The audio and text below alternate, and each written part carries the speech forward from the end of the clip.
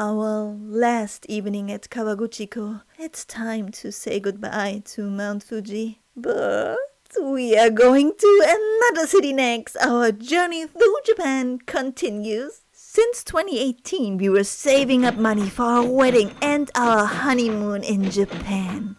We planned everything for April 2020, but then Corona took over the world and it changed everything. We still got married, but no party or honeymoon.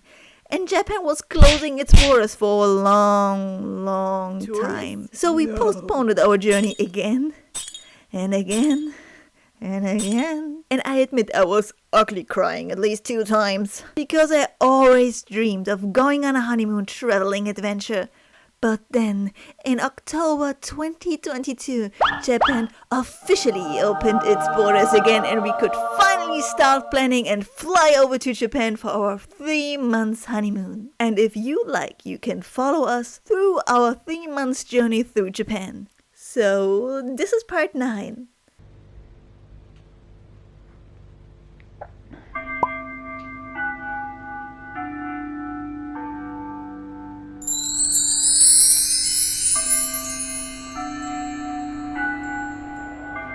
So then we went out for dinner. Fuji looked incredible. We went to a small restaurant called Tanpopo. The Google reviews stated that you need to know Japanese, and my husband thought, no problem for me, I have my wife. We met the mother and her son. The mom was very open and happy, so we talked a lot. Slowly, my conversational Japanese came back.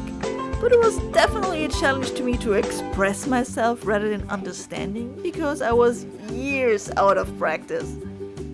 Later also some other Japanese tourists joined. It was a couple that came for hiking. So more practice for me. There was no real menu. They just cooked with whatever fresh ingredients they had around. But she made sure that she doesn't serve us anything that we can't or don't eat. あー、美味しそう。美味しいの。美味しいです。これは北海道のホッケというお魚です。ああ、そうか。はい。で、Also, if you can't speak Japanese, she had a translator device at hand.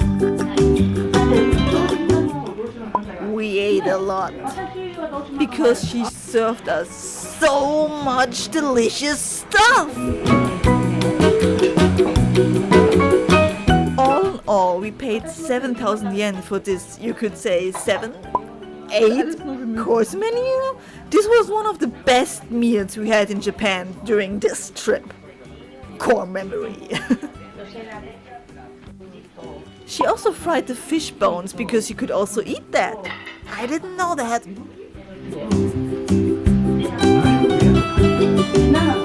Then we went back to the hotel. There was a wine bar I wanted to enjoy before we are going to the private onsen again. At the wine bar you could try out different Japanese wines. Before you can use that, you have to get a card at the hotel reception. You can charge it at the machine. After charging, you take a glass and go over to the wine bar. Now it's time to decide which wine to get.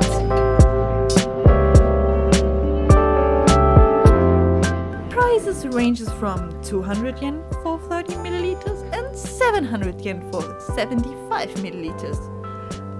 Being the most affordable, to 800 yen for 30 milliliters and 2000 yen for 75 milliliters. Of course I wanted to get the most out of my 1000 yen charge, so it's the lowest price for me. So I can try 5 different wines. So let's pour some wine and review it for you. Small disclaimer, I do drink wine, but I definitely don't know shit.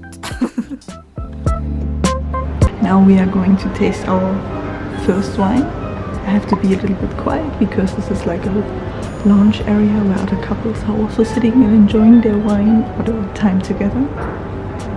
And I choose obviously the cheapest one for only 200 yen. Because although we're staying at a fancy hostel, I'm still a broke student, so I have to enjoy myself on a budget.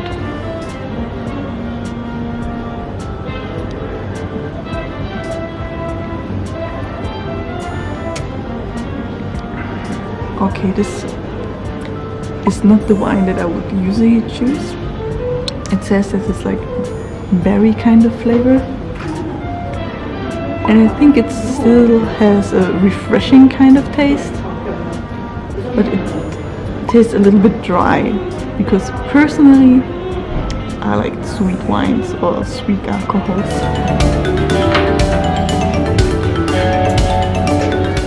So the next wine, it's a white one. I choose a white wine because I've read the kanji for sweet. So I hope that it's going to be a sweet wine this time.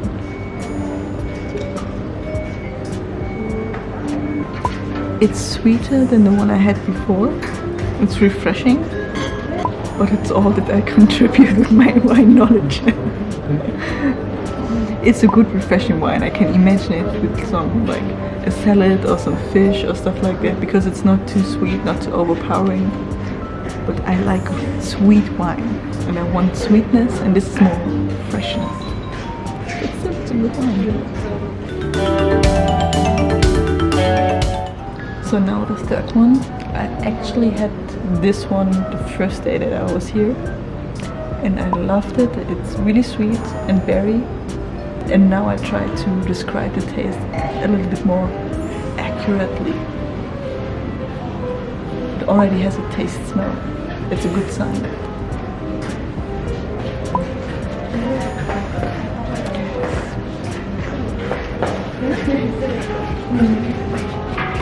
It's refreshing. It has a berry flavor with a little bit of sourness to it. The wine that I had before was also a little bit more sour and refreshing, but not the sweetness that I was looking for.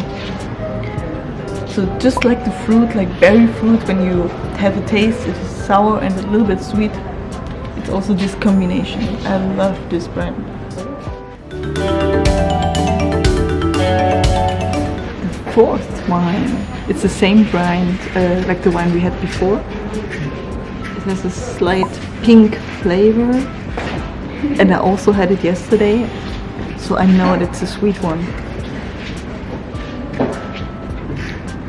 Compared to the other one, the one we had before was like one of my favorite wines. Fragolino is a strawberry kind of wine, or strawberry taste wine. I will put more information about it down below. And this has a more soft kind of flavor. It's like really smooth in your mouth and not sour like the other one before.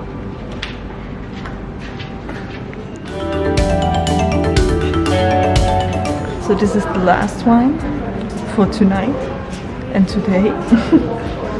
It's a white one. It's also a sweet flavor that I had yesterday already. The one I had previously is a little bit more like candy a little bit. It's the same brand. The other one before has more like a sweet and sour berry flavor. The other one candy. And let's try this again. I have to take another sip. It's obviously sweet.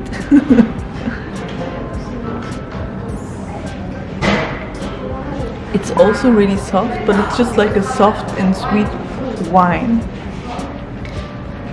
Obviously, I'm not really able to describe it more in detail. My knowledge of wine is really limited. But all three of the brands I would buy a whole bottle from. I really like it and enjoy it. So with 150 milliliter of wine inside me, we went to the private onsen again. Onsen date. The changing room is the same. Basket to put your stuff in, hairdryer and skincare.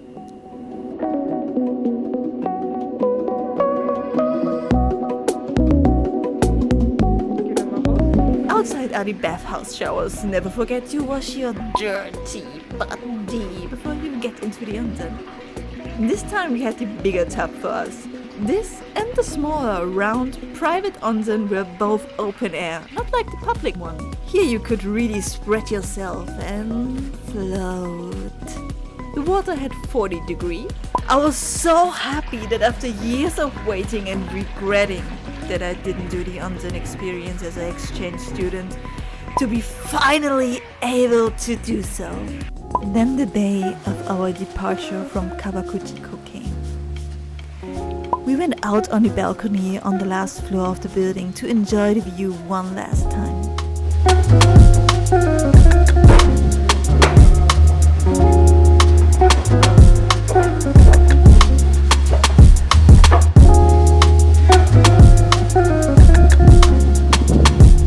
And no cloud in sight. Today is our last day at Mount Fuji, and we're going to say goodbye at the viewing point of our hotel. You can see him in the background. Our stay here at Kawaguchiko station, or near Kawaguchiko station, was really nice. It was super relaxing. It was the first time that somebody told me Nihongo Jozu. I was a little bit I was getting upset and a little bit annoyed even because nobody in Tokyo told me that my Nihongo is Jozu. Like everybody who knows, who's like living in Japan, studying Japanese and using their Japanese in Japan knows this phrase. And 10 years ago when I came here as an exchange student, I heard it all the time because just when they saw a foreigner, they were surprised that they even like Japanese words coming out of our mouth. And now they already got so used to foreign people speaking Japanese, at least in Tokyo, that they just talk to me pretty normal, although my Japanese still is like not that great. It's like good enough to get around and to get help, and sometimes I have to repeat or try different words or grammar to make myself understood by the Japanese people. But it's just a sign how much Tokyo has changed and how much they adjusted to foreigners.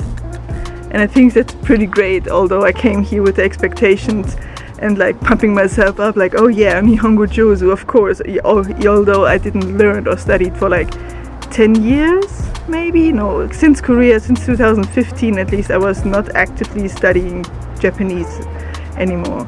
But being here, being surrounded by the language, like all the words I memorized once come up again, and I was so happy. I will always remember that moment when finally here at the ramen shop that one girl was like, Nihongo Jozu, and I was looking to my company, to my love, and he was like, yeah, finally you got your Nihongo Jozu. So now we are preparing everything, our luggage, because we are going to Nagoya. We are going to meet another German friend. She is currently studying there Japanese language. She already lived 1 year in Osaka. So let's see if Nagoya people tell me that my Nihongo is Jozu. Bye Fuji-san. Bye bye. Bye bye Fuji View Room.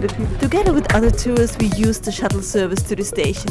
The car was packed with people and heavy luggage. At the station, we bought our ticket to Otsuki. And we saw our train on the platform. We got excited! A Naruto train! Prepare for some cringe Naruto running. Sorry, not sorry. I had to do this. And then we said goodbye to Kawaguchiko. I tried to take in the view of Mount Fuji as long as possible. It was my first time in an onsen during that trip, but not my first time admiring Mount Fuji a little closer.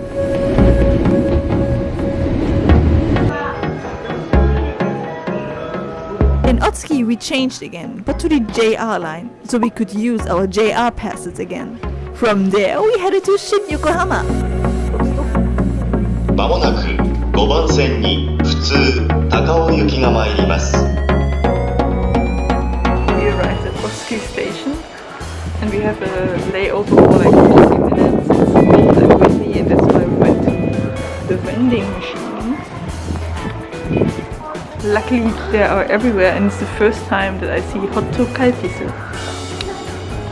Royal milk tea is like one of my favorites. It's like a stable choice here now for the first taste of hot Calpis.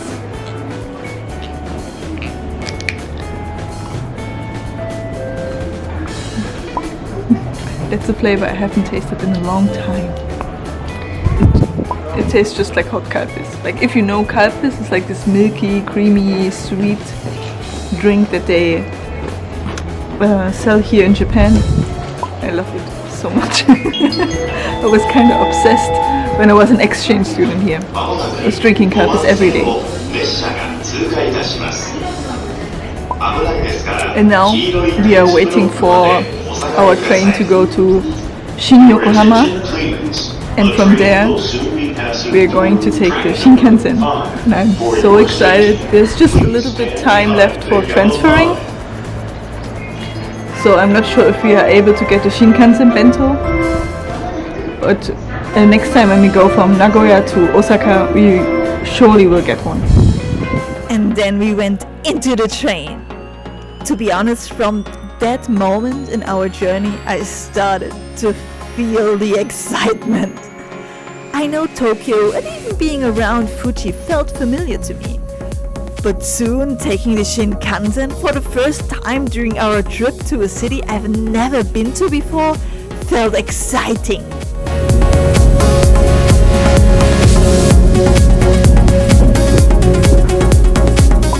Then we arrived in Yokohama, the station where we changed for the Shinkansen. We also found a store that sold ekiben, those bento boxes when you are traveling. I thought we won't be able to get these for our first Shinkansen trip, but those stores are everywhere, even on the platforms. Oh, foolish me. And there came our Shinkansen! The exact time when it was supposed to arrive at the station. Yes, I'm looking at you, Deutsche Bahn. The comfort we felt inside the train was indescribable. We enjoyed our delicious ekiben.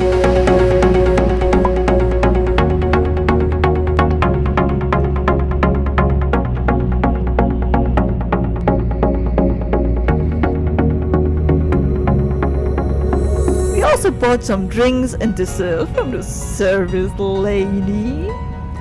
Coffee and almond caramel ice cream.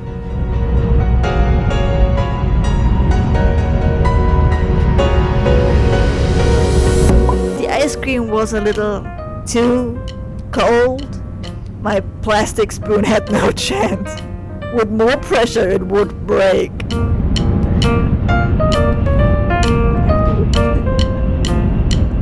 In Nagoya, we would meet a friend I met during the volunteer program I did for 1 year in South Korea. Most of the volunteers went to Japan. She was living in Osaka for 1 year. Just me and another person went to South Korea.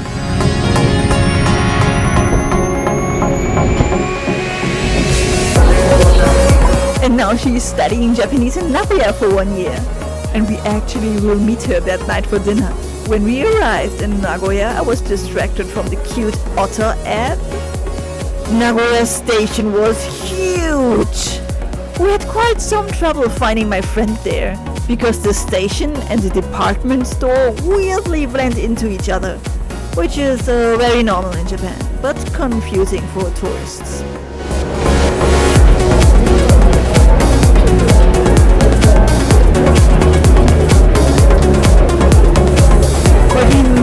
And had some nice dinner together. We ate miso katsu, which is a specialty in Nagoya.